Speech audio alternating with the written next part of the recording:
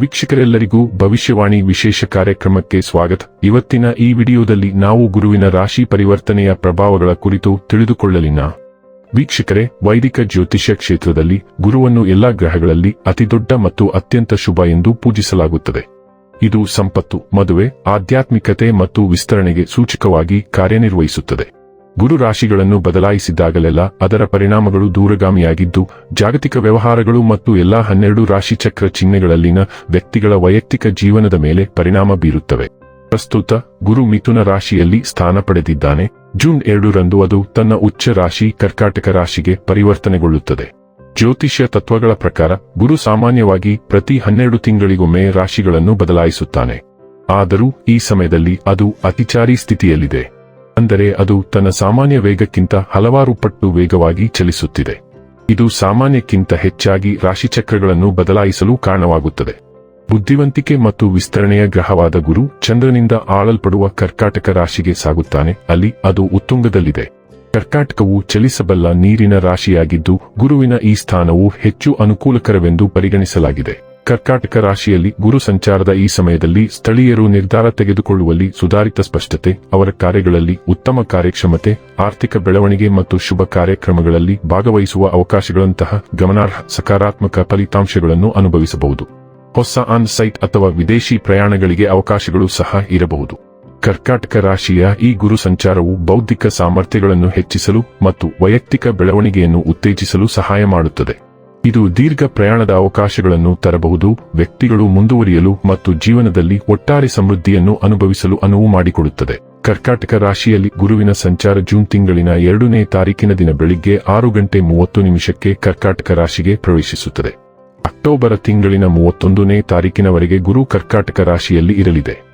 ವೀಕ್ಷಕರೇ, ಗುರುವಿನ ರಾಶಿ ಪರಿವರ್ತನೆಯು ಮಕರ ರಾಶಿಯ ಜಾತಕದವರ ಪಾಲಿಗೆ ಹೇಗೆ ಸಾಬೀತಾಗಲಿವೆ? ಯಾವೆಲ್ಲ ಪ್ರಭಾವಗಳು ಇಲ್ಲಿ ನಿಮಗೆ ಲಭಿಸಲಿವೆ ಮತ್ತು ಯಾವ ವಿಷಯವಾಗಿ ಇಲ್ಲಿ ನೀವು ಎಚ್ಚರಿಕೆ ವಹಿಸಬೇಕು ಅನ್ನೋದನ್ನ ನೋಡೋಣ. ಮಾಹಿತಿ ತಿಳಿದುಕೊಳ್ಳುವುದಕ್ಕೂ ಮುನ್ನ ನಮ್ಮ ವಿನಂತಿ ಎಂದರೆ, ನೀವಿನ್ನೂ ನಮ್ಮ ಚಾನೆಲ್ ಸಬ್ಸ್ಕ್ರೈಬ್ ಮಾಡಿಲ್ಲವೆಂದರೆ ದಯವಿಟ್ಟು ಈಗಲೇ ನಮ್ಮ ಚಾನೆಲ್ ಸಬ್ಸ್ಕ್ರೈಬ್ ಮಾಡಿ. ಜೊತೆಗೆ ನಿರಂತರ ವಿಡಿಯೋ ಅಪ್ಡೇಟ್ಸ್ಗಳಿಗಾಗಿ ಪಕ್ಕದ ಬೆಲ್ ಐಕಾನ್ ಕ್ಲಿಕ್ ಮಾಡಿ. ವಂಶ ಪಾರಂಪರ್ಯ ಜ್ಯೋತಿಷ್ಯರು ನಂಬರ್ 1 ವಶೀಕರಣ ಸ್ಪೆಷಲಿಸ್ಟ್. ವೃತ್ತಿ, ಉದ್ಯೋಗ, ಮದುವೆ, ಹಣಕಾಸಿನ ಸಮಸ್ಯೆ, ವ್ಯಾಪಾರ, ಆರೋಗ್ಯ ಸಮಸ್ಯೆಗಳಿಗೆ ಫೋನಿನ ಮೂಲಕ ಪರಿಹಾರ. ಇಂದೇ ಕರೆ ಮಾಡಿ. ವೀಕ್ಷಕರೇ, ಈ ರಾಶಿಯವರಿಗೆ ಗುರುವು ನಿಮ್ಮ ಸಂಚಾರ ಪಟ್ಟಿಯ 7ನೇ ಮನೆಗೆ ಪ್ರವೇಶಿಸುತ್ತಿರುವುದು ಅತ್ಯಂತ ಶುಭಕರ ಬೆಳವಣಿಗೆಯಾಗಿದೆ. ಜ್ಯೋತಿಷ್ಯದಲ್ಲಿ 7ನೇ ಮನೆಯನ್ನು ವಿವಾಹ, ಜೀವನ ಸಂಗಾತಿ, ಪಾಲುದಾರಿಕೆ, ವ್ಯಾವಹಾರಿಕ ಸಂಬಂಧಗಳು ಮತ್ತು ಸಾರ್ವಜನಿಕ ಸಂಪರ್ಕಗಳ ಮನೆಯೆಂದು ಪರಿಗಣಿಸಲಾಗುತ್ತದೆ.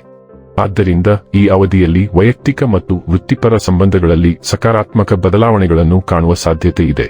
ವೈವಾಹಿಕ ಜೀವನದಲ್ಲಿ ಸಂತೋಷ, ಸಾಮರಸ್ಯ ಮತ್ತು ಪರಸ್ಪರ ಅರ್ಥೈಸಿಕೊಳ್ಳುವಿಕೆ ಹೆಚ್ಚಾಗಬಹುದು. ಜೀವನ ಸಂಗಾತಿಯೊಂದಿಗೆ ಉತ್ತಮ ಬಾಂಧವ್ಯ ಬೆಳೆದು ಕುಟುಂಬ ಜೀವನದಲ್ಲಿ ನೆಮ್ಮದಿ ಮತ್ತು ಸಂತೋಷ ನೆಲೆಸುವ ಸಾಧ್ಯತೆ ಇದೆ. ಅವಿವಾಹಿತರಿಗೆ ಸೂಕ್ತ ವಿವಾಹ ಪ್ರಸ್ತಾಪಗಳು ಬರಬಹುದು ಅಥವಾ ಮದುವೆಗೆ ಸಂಬಂಧಿಸಿದ ಮಾತುಕತೆಗಳು ಮುಂದುವರಿಯಬಹುದು. ವ್ಯಾಪಾರ ಕ್ಷೇತ್ರದಲ್ಲಿ ಪಾಲುದಾರಿಕೆಯ ಮೂಲಕ ಉತ್ತಮ ಲಾಭ ಗಳಿಸುವ ಅವಕಾಶಗಳು ದೊರೆಯಬಹುದು. ಹೊಸ ವ್ಯಾವಹಾರಿಕ ಒಪ್ಪಂದಗಳು, ಸಹಭಾಗಿತ್ವಗಳು ಮತ್ತು ಹೊಸ ಸಂಪರ್ಕಗಳು ಭವಿಷ್ಯದಲ್ಲಿ ಲಾಭದಾಯಕವಾಗಬಹುದು. ವ್ಯಾಪಾರ ವಿಸ್ತರಣೆಗೆ ಸಂಬಂಧಿಸಿದ ಯೋಜನೆಗಳು ಯಶಸ್ಸಿನತ್ತ ಸಾಗುವ ಸಾಧ್ಯತೆ ಇದೆ. ವಿದೇಶಗಳಿಗೆ ಸಂಬಂಧಿಸಿದ ವಿಷಯಗಳಲ್ಲಿಯೂ ಅನುಕೂಲಕರ ಫಲಿತಾಂಶಗಳು ದೊರೆಯಬಹುದು. ವಿದೇಶಿ ಉದ್ಯೋಗ, ವ್ಯಾಪಾರ, ಶಿಕ್ಷಣ ಅಥವಾ ಪ್ರವಾಸಕ್ಕೆ ಸಂಬಂಧಿಸಿದ ಪ್ರಯತ್ನಗಳು ಯಶಸ್ವಿಯಾಗುವ ಸಾಧ್ಯತೆ ಇದೆ. ಈ ಕ್ಷೇತ್ರಗಳಲ್ಲಿ ಹೊಸ ಅವಕಾಶಗಳು ನಿಮ್ಮ ಮುಂದೆ ತೆರೆದುಕೊಳ್ಳಬಹುದು. ಒಟ್ಟಾರೆಯಾಗಿ ಗುರುವಿನ ಈ ಸಂಚಾರವು ವೈವಾಹಿಕ ಸಂತೋಷ, ಯಶಸ್ವಿ ಪಾಲುದಾರಿಕೆ, ಉತ್ತಮ ಸಂಬಂಧಗಳು ಮತ್ತು ವಿದೇಶಿ ಅವಕಾಶಗಳ ಮೂಲಕ ಜೀವನದಲ್ಲಿ ಸಕಾರಾತ್ಮಕ ಬದಲಾವಣೆಗಳನ್ನು ತರುವ ಶುಭಕರ ಅವಧಿಯಾಗಿರಲಿದೆ.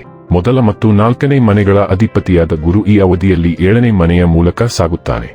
ಇದರ ಪರಿಣಾಮವಾಗಿ ನೀವು ಸಮೃದ್ಧಿ ಮತ್ತು ಸಂತೋಷವನ್ನು ಅನುಭವಿಸುವ ಸಾಧ್ಯತೆಯಿದೆ ಮತ್ತು ನಿಮ್ಮ ಹೆಚ್ಚಿನ ಪ್ರಯತ್ನಗಳು ಯಶಸ್ಸಿಗೆ ಕಾರಣವಾಗಬಹುದು.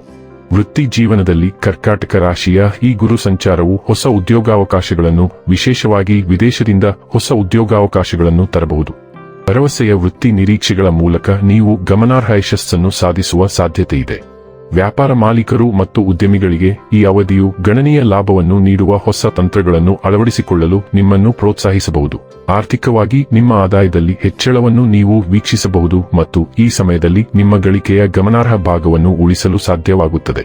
ವೈಯಕ್ತಿಕ ಮಟ್ಟದಲ್ಲಿ ಸಂಬಂಧಗಳಲ್ಲಿ ನಿಮ್ಮ ಪ್ರಾಮಾಣಿಕತೆ ಮತ್ತು ವಿಧಾನವು ನಿಮ್ಮ ಜೀವನ ಸಂಗಾತಿಯಿಂದ ಮೆಚ್ಚುಗೆ ಮತ್ತು ಸದ್ಭಾವನೆಯನ್ನು ಗಳಿಸಬಹುದು. ಇದು ಒಟ್ಟಾರೆ ಸಂತೋಷಕ್ಕೆ ಕಾರಣವಾಗಬಹುದು. ಆರೋಗ್ಯದ ವಿಷಯದಲ್ಲಿ ನೀವು ಹೆಚ್ಚು ಶಕ್ತಿಯುತ ಮತ್ತು ಕ್ರಿಯಾಶೀಲರಾಗಿರಬಹುದು, ಬಹುಶಃ ರೋಗನಿರೋಧಕ ಶಕ್ತಿಯಲ್ಲಿ ಸುಧಾರಣೆಯಿಂದಾಗಿ. ಇನ್ನು ಕೊನೆಯದಾಗಿ ಈ ದಿನ ಮಾಡಿಕೊಳ್ಳಬೇಕಾದ ಉಪಾಯಗಳ ಕುರಿತು ನೋಡುವುದಾದರೆ, ಶನಿವಾರ ಶನಿ ದೇವನಿಗೆ ಯಜ್ಞಹವನ ಮಾಡಿ. ವೀಕ್ಷಕರೇ, ಇದಾಗಿತ್ತು ಮಕರ ರಾಶಿಯ ಜಾತಕದವರ ಗುರುವಿನ ರಾಶಿ ಪರಿವರ್ತನೆಯ ಫಲದ ಮಾಹಿತಿ ಇಷ್ಟವಾದರೆ ವಿಡಿಯೋವನ್ನು ಲೈಕ್ ಮತ್ತು ಶೇರ್ ಮಾಡಿ. ಹಾಗೆ ಚಾನೆಲ್ ಸಬ್ಸ್ಕ್ರೈಬ್ ಮಾಡುವುದರ ಜೊತೆಗೆ ನಿರಂತರ ವಿಡಿಯೋ ಅಪ್ಡೇಟ್ಸ್ಗಳಿಗಾಗಿ ಪಕ್ಕದ ಬೆಲ್ ಐಕಾನ್ ಕ್ಲಿಕ್ ಮಾಡಿ.